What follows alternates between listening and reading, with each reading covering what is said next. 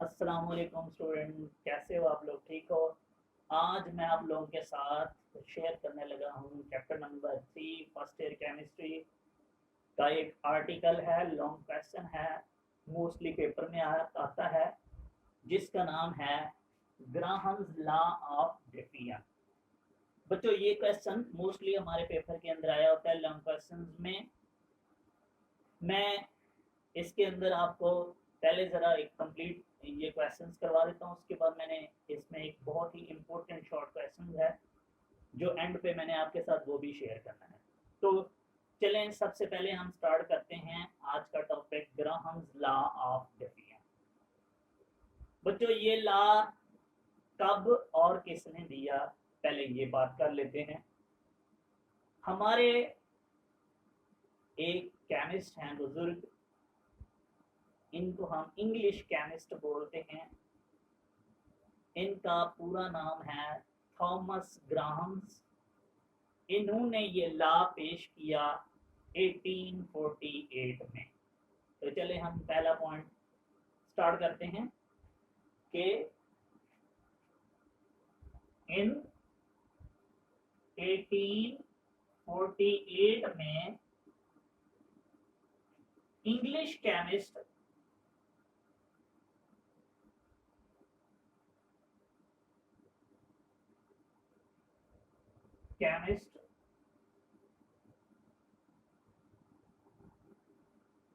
Thomas Graham's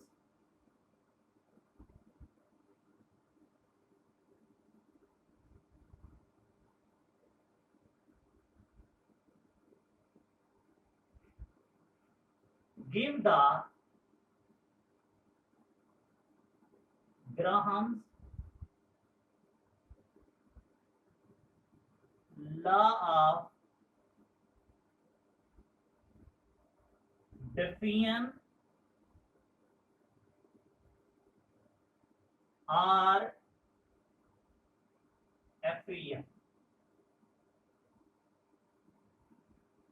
बच्चों, इसको वो ग्राहम्स लॉ ऑफ डिफिजन भी कह सकता है और ग्राहम्स लॉ ऑफ एफियन भी कह सकता है। आप लोग इस आर्टिकल से पहले पढ़ चुके हो कि डिफिजन क्या होती है और एफियन क्या होती है। गैस के मॉलिक्यूल्स का स्प्रेड होना, फैलना, डिफ्यूज होना, बच्चों इसे हम क्या बोलते हैं? डिफिजन। और किसी छोटे से होल में से जैसे गैस की लीकेज हो जाती है, उसमें से गैस के मॉलिक्यूल्स का एस्केप आउट हो जाना क्या कहलाता है? एफियन। तो बच्चों, ये जो लॉ है हमारा, ये बेसिकली यहाँ हमें सिर्फ और सिर्फ एक चीज के बारे में सिखाएगा, और वो है रेट ऑफ डिफिजन एंड एफियन। बच्चों, केमिस्ट्री में हम लोग रेट को बोलते हैं स्पीड, कि जो गैसेस की स्पीड है डिफ्यूज होने की या एफ्यूज होने की, वो कब ज्यादा होती है और कब कम होती है। इस लॉ का सिर्फ और सिर्फ इतना, so that means इस लॉ ने सिर्फ और सिर्फ किस चीज के बारे में बताना है? Rate of diffusion and effusion. पहला पॉइंट मैंने ये बताया कि ये लॉ किसने कब दिया। दूसरा मैंने पॉइंट आपके साथ शेयर किया कि भाई इस लॉ ने हमें किसके बारे में बताना है? Rate of diffusion and एफियन। कैसे बताना है और कैसे बताता है Graham's rate of diffusion and एफियन के बारे में? बच्चों, वो कहता है कि जब हमारे पास टेम्परेचर और प्रेशर क्या होता है? कांस्टेंट। तो बच्चों याद रखना, जो गैस के मॉलिक्यूल्स का डिफिजन और उसकी एफियन होती है, वो इनवर्सली प्रोपोर्शनल होती है उस गैस की डेंसिटी के। मीन्स अगर गैस के मॉलिक्यूल्स की या किसी भी गैस की अगर डेंसिटी जितनी ज़्यादा होगी, बच्चों याद रखना, उसका रेट ऑफ डिफिजन और एफियन उतना ही क्या हो जाएगा? कम। और इसी को हम क्या बोलते हैं? ग्राहम्स लॉ ऑफ डिफिजन और एफियन। अच्छा, यहाँ एक मसला है। मसला क्या है? अब हम लोग हर गैस की डेंसिटी तो याद कर नहीं सकते, हमें तो किसी गैस की डेंसिटी नहीं आती। तो अब हम डेंसिटीज को समझने के लिए या डेंसिटी सारी याद रखने के लिए हमारे लिए बड़ा मुश्किल काम है। उसने हमारी और आसानी कर दी ग्राहम ने। उसने कहा डेंसिटी की बात छोड़ो, अगर आपको डेंसिटी बुरी लगती है तो आप डेंसिटी की जगह मॉलिक्यूलर वेट इस्तेमाल कर सकते हो। बच्चों याद रखना, किसी भी गैस का मॉलिक्यूलर वेट जितना ज़्यादा होता है उसकी डेंसिटी भी उतनी क्या होती है, ज़्यादा। तो इट्स मीन कि इन दोनों का आपस में क्या रिलेशन है, डायरेक्ट। तो हम इस डेंसिटी की जगह क्या वर्ड यूज कर सकते हैं, मॉलिक्यूलर वेट। तो अब हम ऐसे भी कह सकते हैं कि sir the at constant temperature and pressure the rate of diffusion of a gas is inversely proportional to the molecular weight. उसने कुछ मैथमेटिकली रिलेशन प्रूव करने के लिए साथ में स्क्वायर रूट का भी इस्तेमाल किया। तो आप लोग इस तरीके से भी कह सकते हो कि sir that at constant temperature and pressure the rate of diffusion or effusion of a gas is inversely proportional to the square root of its density or molecular weight. This is called Graham's law of diffusion. तो चलो बच्चों, सबसे पहले हम ये definition लिख लेते, फिर हम आगे चलेंगे कि क्या करना है। चले डेफिनेशन लिखो जी। According to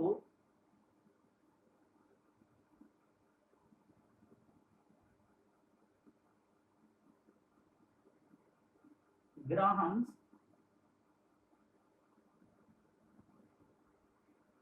at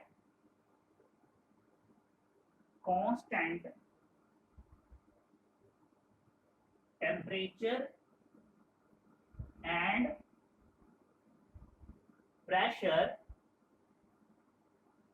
the rate of diffusion or effusion is inversely proportional to the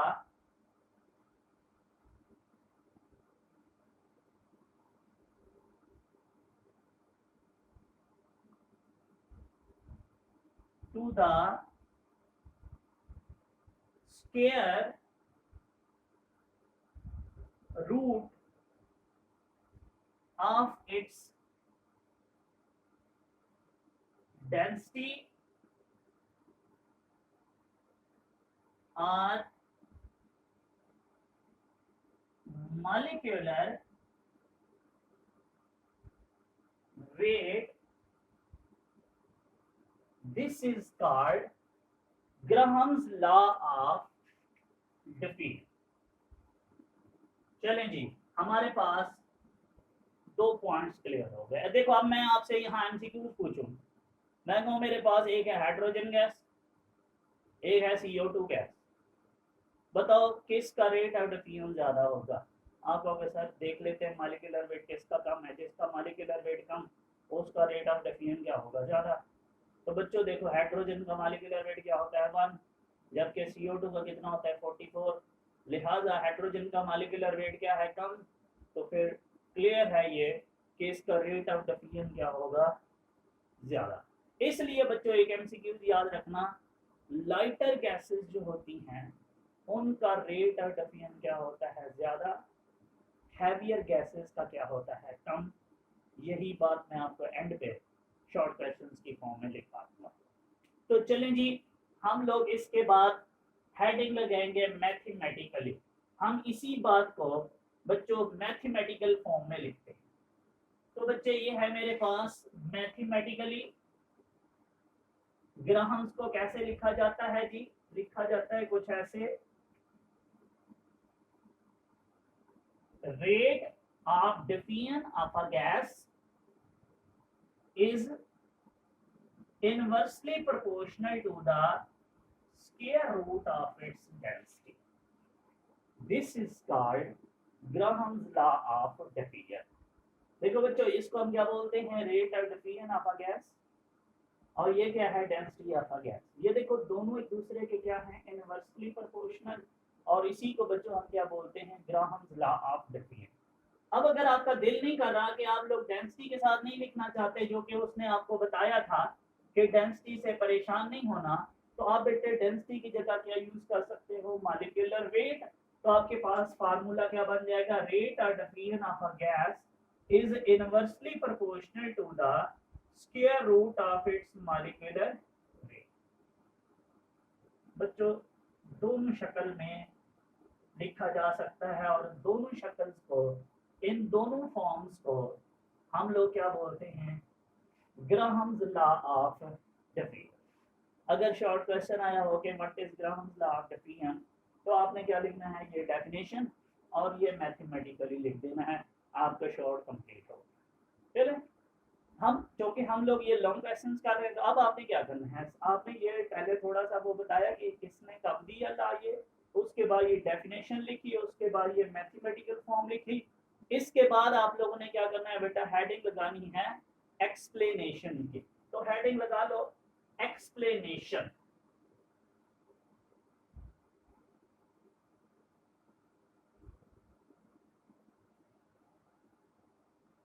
explanation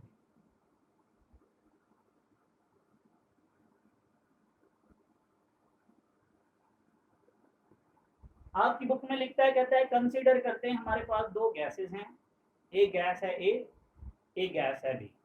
हम लेट कर लेते हैं, let we have two A and B gases. बच्चों अगर मैं, मेरे पास पहली गैस जो है वो उसका नाम क्या है ए, दूसरी गैस का नाम क्या है बी। मैं यहाँ क्या करता हूँ, गैस ए के लिए ये इक्वेशन लिखता हूँ, कैसे लिखूंगा, बी के लिए भी लिखता हूँ, कैसे लिखूंगा। तो हम यहाँ लिखते हैं फॉर गैस वन। बच्चों अगर मैं गैस वन के लिए लिखूं, तो मैं इसको कैसे लिखूंगा जी, मेरे पास ये है rate of division of a gas R1 is inversely proportional to the square root of its density D1। Means अगर गैस वन की बात कर रहा हूँ जिसका नाम क्या है ए, तो उसके लिए मैं इक्वेशन ऐसे लिखूंगा। बच्चों अगर मैं इसको मजीद सिंप्लीफाई करूँ तो कैसे लिख सकता हूँ, बच्चों ये यहाँ क्या है, प्रोपोर्शनल है, इसको खत्म करूँ तो क्या लगाऊंगा, प्रोपोर्शनैलिटी कांस्टेंट। तो मेरे पास क्या इक्वेशन बनेगी, R1 इज इक्वल टू के ओवर D1 का अंडर रूट स्क्वायर रूट। अब बच्चों ये देखो, ये D1 नीचे क्या हो रहा है, डिवाइड इधर जाके क्या हो जाएगा, मल्टीप्लाई। तो नई इक्वेशन क्या बनेगी, R1 multiply by D1 is equal to K. बच्चों हम लोग इसको बोल देते हैं equation number 1, first equation. Same बच्चों आप लोग ने हेडिंग नेक्स्ट लगानी है, गैस 2।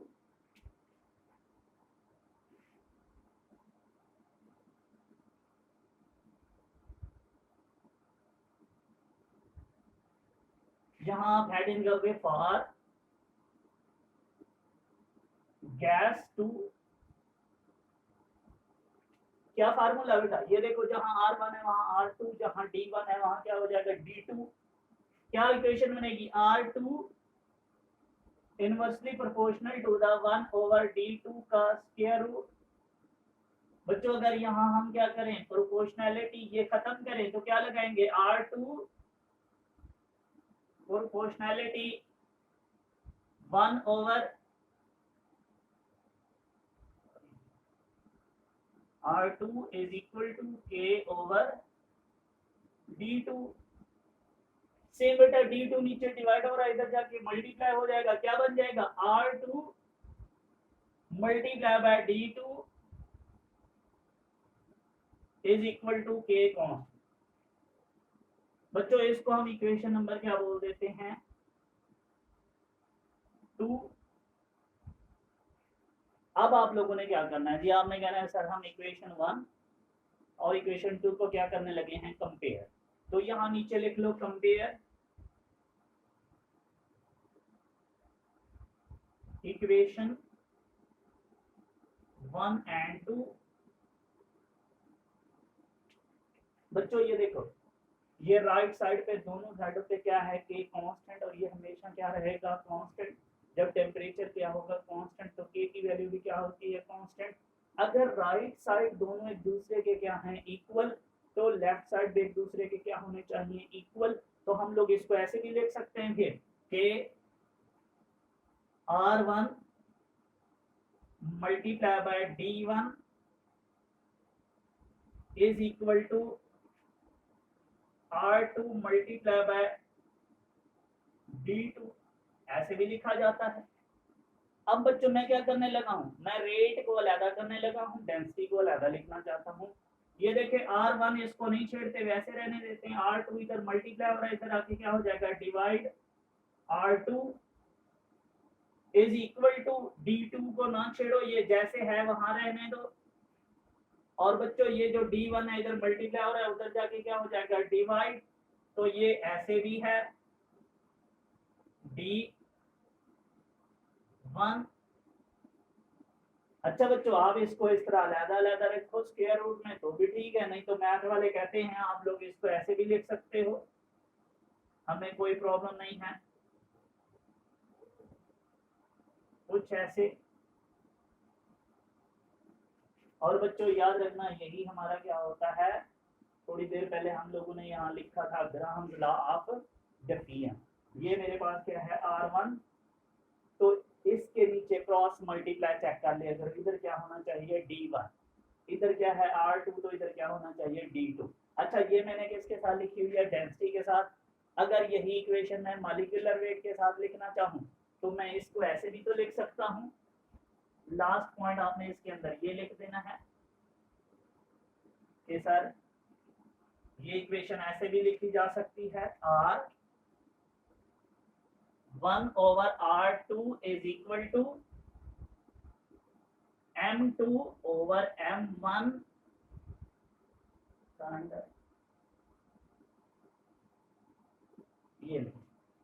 ये हमारी क्या हो गई जी। यहाँ तक हम लोगों ने दो डिफरेंट गैसेस के लिए बच्चों के इसको लिख दिया है rate of Graham's law of diffusion. चलें, अब आपकी बुक में वो क्या करता है, एक एक्सपेरिमेंटल वेरिफिकेशन है, वो करता है, वो प्रूव करके देता है कि वाकयातन ये साइड इक्वल टू है किसके, इस साइड। तो इस बात को प्रूव करने के लिए बच्चों हम क्या करने लगे हैं, एक छोटा सा एक्सपेरिमेंट जिसे हम बोलते हैं experimental verification of Graham's law.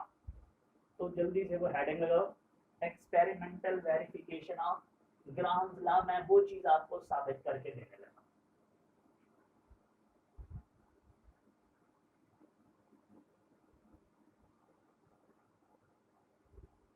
जी ये लें जी, ये है मेरे पास एक्सपेरिमेंटल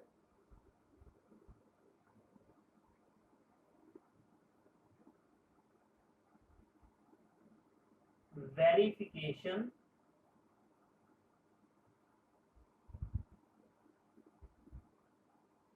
ऑफ ग्राहम्स लॉ। बच्चे वो क्या करता है, सबसे पहले ना एक ग्लास की ट्यूब लेता है जिसका साइज, जिसकी लेंथ है 100 सेंटीमीटर। तो चलें जी, ये है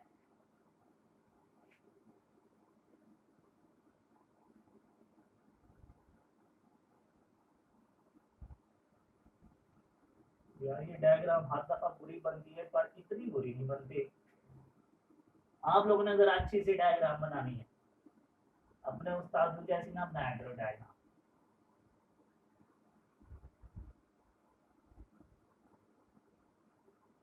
जी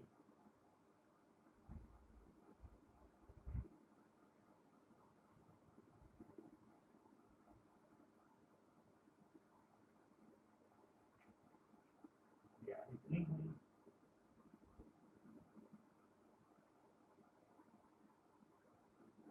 चले जी, गुजारा हो गया। चले जी, उसने क्या लिया, गिलास ट्यूब जिसका साइज, जिसकी लेंथ कितनी है जी 100 सेंटीमीटर, और वो दोनों साइडों से क्या है, ओपन एंडेड है। मीन इधर से भी खुली हुई है और इधर से भी ओपन एंडेड है, बंद शेल नहीं है। जैसे हम लोग मोस्टली जाते हैं ना वो रॉड्स वगैरह लेने के लिए, तो वो भी ऐसे ही होते हैं, या पाइप्स लेने जाते हैं वो इधर से भी ओपन होते हैं, इधर से भी ओपन। तो ऐसे ही एक क्या ली उसने, गिलास की बनी हुई ट्यूब जिसका साइज बच्चों कितना था, 100 सेंटीमीटर। किस चीज की बनी हुई है, गिलास की, और ये दोनों साइडों पे क्या है, ओपन एंडेड। चलिए, अब उसने क्या किया बेटा, उसने दो गैसेस ली, एक का नाम है अमोनिया गैस और एक का नाम है HCl गैस। उसने बेटा एक कॉटन प्लग लिया, वो जो कॉटन वूल होती है जिसे हम लोग कॉटन बोलते हैं, वो उसने कॉटन प्लग, कॉटन वूल ली, उसने एक जो है वो HCl गैस के अंदर उसे भगो लिया, और एक को उसने किसने भगो लिया, एक कॉटन की उसने वूल ली, उसको उसने अमोनिया गैस में भगो लिया। मीन उसने दो डिफरेंट गैसेस ली, एक का नाम है अमोनिया गैस और बच्चों एक का नाम क्या है, HCl गैस। हम जी यहाँ पे लगा रहे हैं जी, ये है मेरे पास कॉटन वूल बच्चों किसकी है,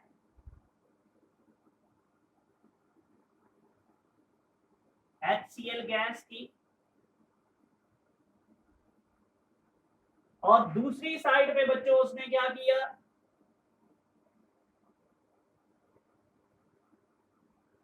अभी भी मुझे ये डायग्राम बुरी लग रही है।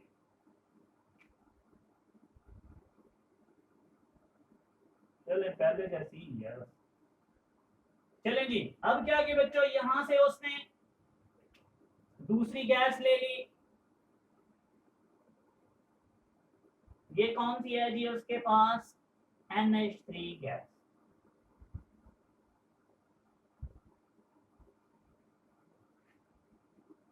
बच्चे उसने इन दोनों गैसेस को जैसे ही लगाया, बच्चे जो HCl गैस है उसके वेपर्स इस साइड पे ट्रेवल करना शुरू हो गए, और NH3 गैस के जो वेपर्स हैं वो इस साइड पे ट्रेवल करना शुरू, और वो दोनों जाके इस पॉइंट पे क्या होते हैं, मिल जाते।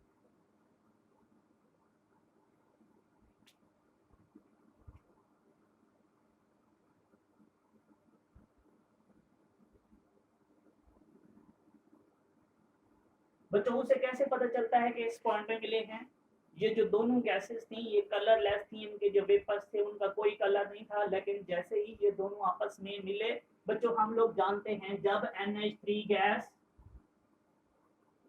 और HCl आपस में मिल जाए तो बच्चों इनसे क्या बन जाता है, अमोनियम क्लोराइड। तो बच्चों इस जगह पे किसकी फॉर्मेशन हुई, अमोनियम क्लोराइड की, बेटा जिसके क्या होते हैं, वाइट फ्यूम्स। यहाँ पे क्या बने, वाइट फ्यूम्स बने। उन वाइट फ्यूम्स के बनने पे उसे पता चला कि ये दोनों गैसेस किस पॉइंट पे मिल रही हैं, इस पॉइंट पे। तो ये क्या थे जी, यहाँ पे white fumes of ammonium chloride. ये उसने दोनों गैसेस का इस ट्यूब के अंदर बेटा क्या चेक किया, रेट ऑफ डिफिजन। इसने इतना डिस्टेंस कवर किया, अमोनिया ने इतना ज्यादा डिस्टेंस कवर किया, तो उसने कहा चले मैयर करते हैं, इसने कितना फासला किया है, तो स्केल लेके आया, उसने यहाँ मैयर किया, तो उसने देखा कि यहाँ पे उसने कितना डिस्टेंस कवर किया था जी, 40.5 सेंटीमीटर। और उसने नोट किया कि NH3 गैस जो है उसने कितना डिस्टेंस कवर किया है जी, वो है उसके पास 59.5 सेंटीमीटर।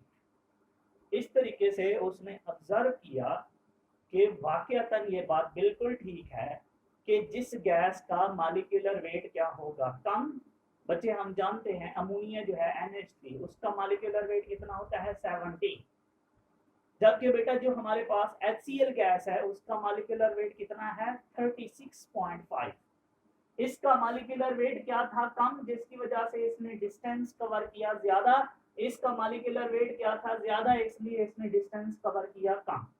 उसने क्या किया, इसी एक्सपेरिमेंट को, इन्हीं वैल्यू को उठा के इसने डाला और जरा प्रूव किया क्या वाकईतन ये साइड एक दूसरे के क्या है, इक्वल है।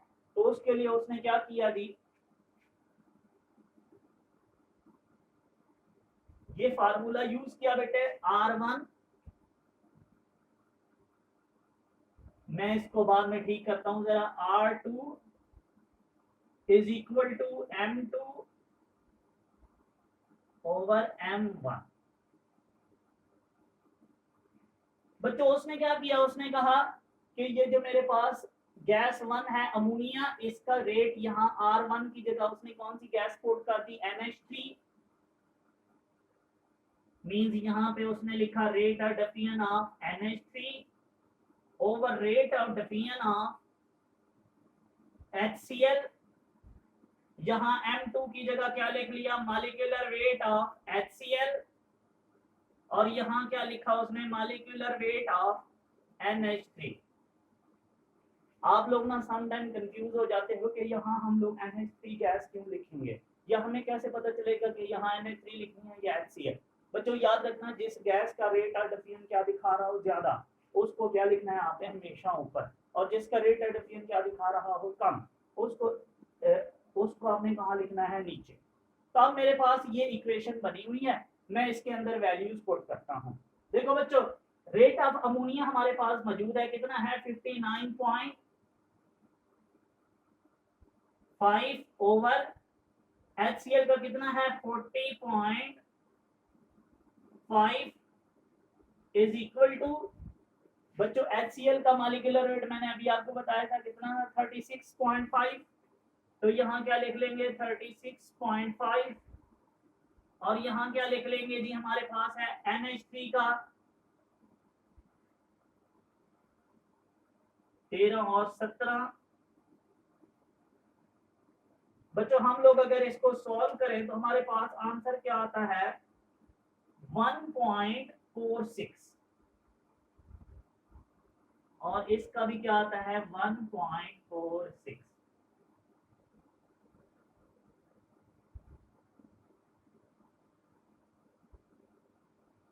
जिससे बच्चों ये साबित हो जाता है कि वो वाकईतन सही कहता था कि ये चीज और ये दोनों एक दूसरे के क्या होते हैं, इक्वल।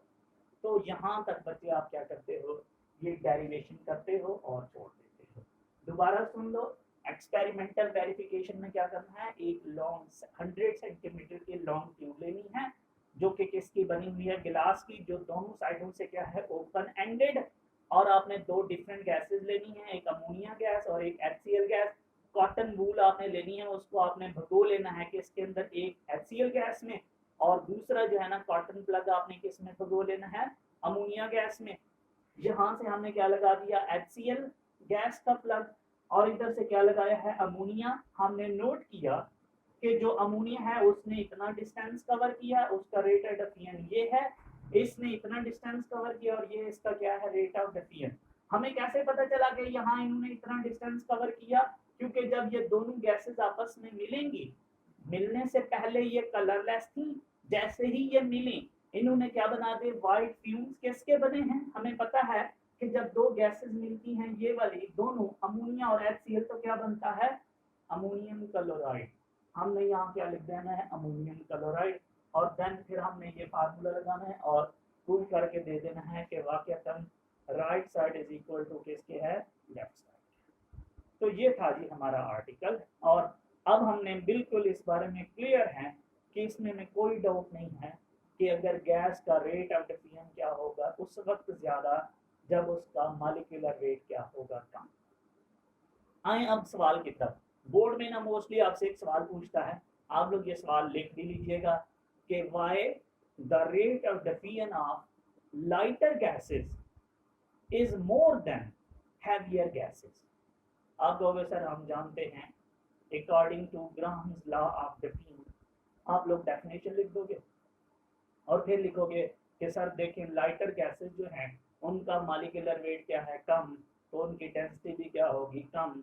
तो फिर इसमें कोई हमें कंफ्यूजन नहीं है कि जो लाइटर गैसेस होती हैं उनका रेट ऑफ डिफ्यूजन क्या होता है ज़्यादा, और हैवियर गैसेस का क्या होता है कम। चलें जी, best of luck. I hope कि आपको समझ आई होगी। इसको ज़रा राइट डाउन कर लेना है, और अगर कोई बात समझ ना आए तो आप मुझसे भी पूछ सकते हो। Thank you so much. अल्लाह हाफिज़।